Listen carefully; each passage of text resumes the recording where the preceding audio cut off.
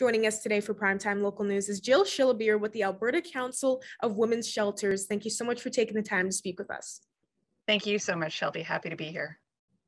Now, we're here speaking about ACWS teaming with the Legal Education Society of Alberta to provide domestic violence training to legal professionals. What can people expect in this training? This is a really great training. So as some people know, the Alberta Council of Women's Shelters has a double-pronged mission. We support our members who run sheltering organizations all across the province, but we also work in gender-based violence prevention.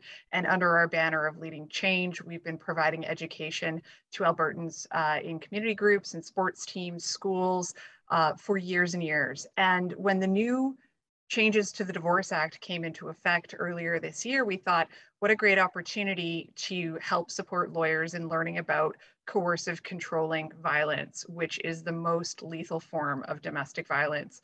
So what folks can expect in the training, the legal professionals who come to it, is really getting a sense of how that type of violence operates, what it looks like, how to recognize it, some practical skills for starting the conversation with their clients to assess whether or not they're in a situation of domestic violence.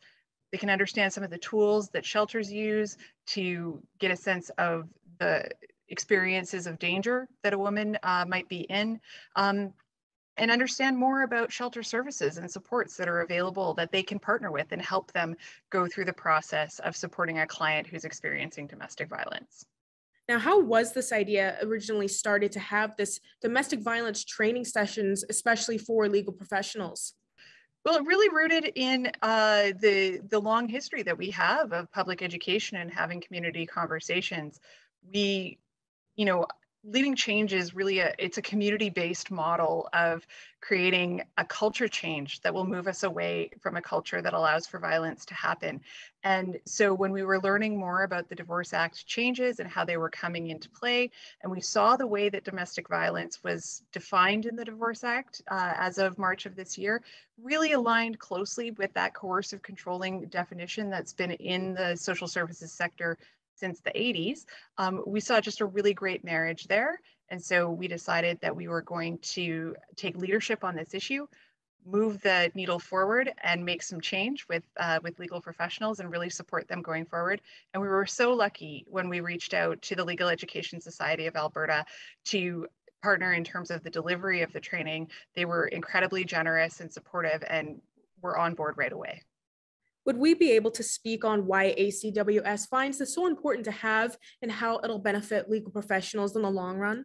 One of the things that's really challenging anytime you're talking about domestic violence, whether it's in a workplace setting, with a friend or a family member at school, or with a colleague or a client, starting the conversation can seem overwhelming. Starting the conversation is the piece that often holds us back from getting what's been hidden in the dark out into the light. And looking at the positive obligation that lawyers will have going forward to screen for domestic violence, we just thought it was so important to help them move forward with that conversation and how to start it and those practical skills around bringing it up in a way that isn't victim blaming, bringing it up in a way that encourages folks to disclose, and also having the tools and resources they need at hand if someone does disclose. For people that are interested and can't participate, how else can they get involved in this training session? So the training session is available in two formats through the Legal Education Society of Alberta, and an individual could register for one or other. So it's either a live stream on the day of or in person. We have a limited number of spaces to offer in person. If folks are interested, I would encourage them to contact the Legal Education Society of Alberta at lesaonline.org, L-E-S-A online.org, or you can reach out directly to Leading Change and we can come in through Alberta Council of Women's Shelters to your workplace and offer sessions directly there. And we can be reached at leadingchange@acws.ca. Thanks again so much for giving us your time today, Jill.